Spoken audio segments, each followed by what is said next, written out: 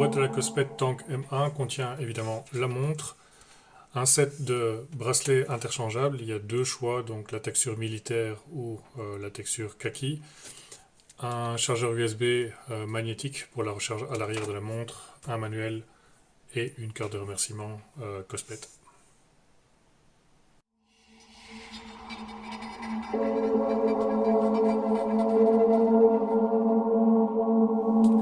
La Cosmet Tank M1 est une montre de catégorie robuste. Pourquoi Bien tout simplement parce qu'elle est protégée de tous les côtés par une couche en plastique qui la rend résistante au choc.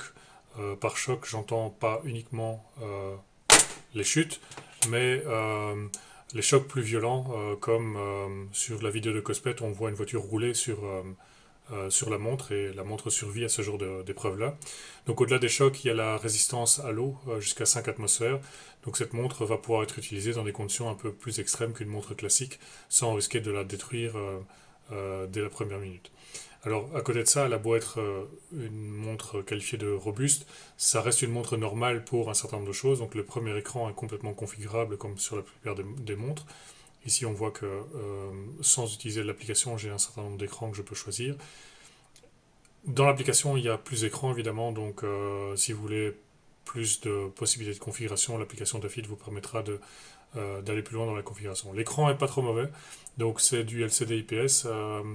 On voit un peu les pixels quand on s'approche de très près, mais globalement la lisibilité est assez bonne, même pour les petits caractères, comme ici on voit le nombre de pulsations cardiaques, les calories, etc. Tout ça est très très bien lisible. Le studio est très éclairé et pourtant on voit quand même assez bien les caractères sur la montre. Donc si j'oriente la montre autrement, ça reste parfaitement lisible. J'ai connu des montres plus lumineuses que ça, mais je pense que celle-ci en plein soleil devrait permettre d'avoir une lisibilité tout à fait correcte. Alors les menus de la montre, en haut, les menus habituels avec les raccourcis, comme par exemple pour choisir la luminosité, le mode ne pas déranger, les paramètres, la batterie, etc. Rien d'extraordinaire ici. Euh, sur la gauche, j'ai un panneau qui vient se superposer à l'écran principal avec un accès direct à certaines fonctionnalités de la montre. Sur la droite, j'ai, comme dans beaucoup de montres, des écrans sous forme de widgets qui permettent de rentrer un peu plus dans le détail de certaines fonctionnalités. Donc la première ici, c'est le nombre de pas, qui est à une échelle de 24 heures à chaque fois. Donc si vous voulez le nombre de pas à une échelle plus grande que 24 heures, il va falloir utiliser l'application Dafit. Alors, après le nombre de pas, j'ai le sommeil avec de nouveau une échelle de 24 heures. J'ai ensuite les pulsations cardiaques de nouveau 24 heures. J'ai les exercices, je reviendrai là-dessus plus tard. La tension artérielle, l'oxygène dans le sang, la météo, le contrôle de l'appareil photo sur le téléphone et le contrôle du lecteur musical. Alors, en bas, j'ai tous les messages. Donc, les messages sont aussi bien les messages que vous recevez sur le téléphone, comme les messages texte, ou les notifications de certaines applications que vous pouvez configurer dans l'application Dafit. Donc, si vous voulez recevoir des notifications WhatsApp ou autres applications, c'est dans l'application que vous pouvez choisir. Alors, la dernière fonctionnalité, c'est le bouton ici qui permet d'accéder à toutes les fonctionnalités de la montre sous forme d'icônes. Bon, la montre n'a pas de fonctionnalités que j'ai pas retrouvées ailleurs, ce sont des fonctionnalités assez classiques qui vont de celles que j'ai montrées, donc avec les pulsations cardiaques, le nombre de pas, etc. On retrouve un chronomètre, un compte à rebours, un réveil et toutes ces fonctionnalités-là qu'on retrouve dans toutes les montres habituelles. Donc cette montre a un design un peu particulier avec un but un peu différent d'une montre classique, mais sans pour autant sacrifier les fonctionnalités de base d'une montre que tout le monde peut attendre d'une montre de ce prix-là.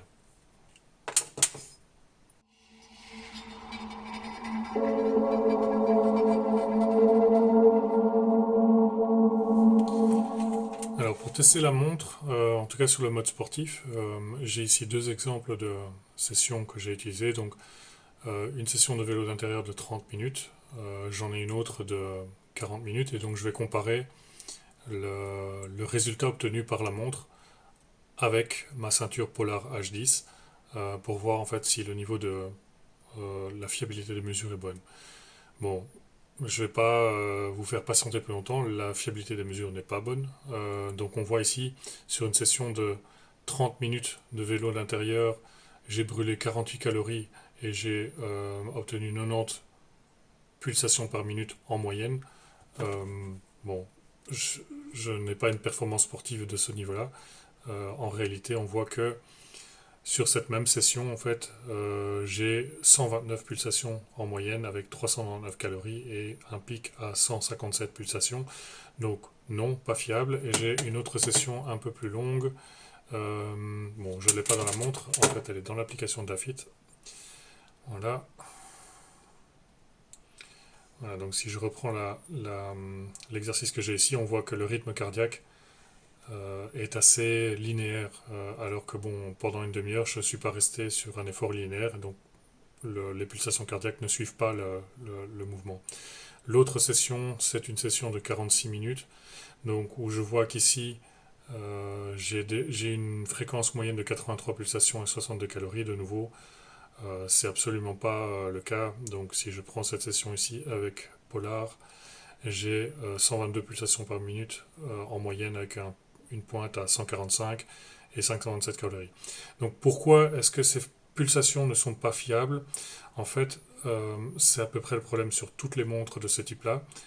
Quand on est au repos et que le rythme cardiaque ne fluctue pas comme ici pendant un exercice physique, la montre est capable de restituer correctement le nombre de pulsations. Par contre, dès que les pulsations montent et fluctuent énormément, il y a un retard énorme dans la capture des informations de la montre qui fait que ces valeurs sont complètement lissées. Et donc, bon, un vrai sportif ne va pas acheter ce genre de montre-là. Il faut investir dans une montre beaucoup plus chère qui, elle, va récupérer toutes les données avec toutes les variations. Donc la Cospet Tank M1 n'est pas une montre pour sportifs.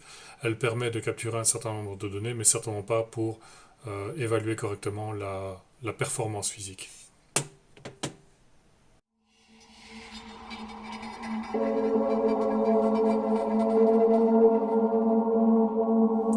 Voilà, j'arrive à la fin de cette vidéo. Si vous voulez tous les détails des mesures, vous les retrouverez en fait sur le blog à l'adresse en dessous dans la description. Je dirais que si je devais résumer ce que je pense de la Cospet Tank M1, je dirais d'un premier abord que bon, elle ne s'adresse pas à tout le monde, ça c'est sûr. Avec un design comme ça, elle s'adressera aux sportifs qui ont besoin de protéger leur montre ou aux gens dont le métier nécessite une protection pour la montre. La solidité de la montre, bon, j'ai pas de grue pour rouler dessus pour voir ce que ça donne, mais Cospet a fait une vidéo où on voit une grue qui roule sur la montre et la montre résiste à ce type de choc-là. Elle résiste à l'eau, donc d'un point de vue résistance, je pense que c'est mission réussie. Alors pour le reste, les fonctionnalités de base, oui, l'écran est de bonne qualité, il a une bonne luminosité, les fonctionnalités de base sont toutes présentes. La montre est très facile à utiliser, donc elle ne s'adresse pas uniquement à un public de sport extrême ou de métier, j'irais, à risque pour ce genre de produit-là. L'autonomie de la batterie est vraiment bien. J'ai tenu plus de 2 semaines avec une charge en faisant 1 à 2 heures de sport par semaine. Donc ça c'est plutôt une bonne moyenne. Si vous voulez utiliser cette montre-là en tant que sportif pour mesurer vos performances, là par contre, c'est sans doute la faiblesse de la montre, c'est qu'elle n'est pas capable de suivre vos pulsations suffisamment rapidement, et donc on se retrouve avec des moyennes lissées qui ne donnent pas un aperçu correct de vos performances. Donc ça, s'il y avait un point faible, je dirais que c'est celui-là. Si le design ne vous plaît pas, bon, en dehors du bloc qui ne peut pas être changé, vous pouvez changer facilement les bracelets. Ce sont des bracelets de taille standard, donc si vous voulez mettre une autre couleur ou une autre texture que les bracelets militaires livrés avec la montre, c'est évidemment tout à fait possible.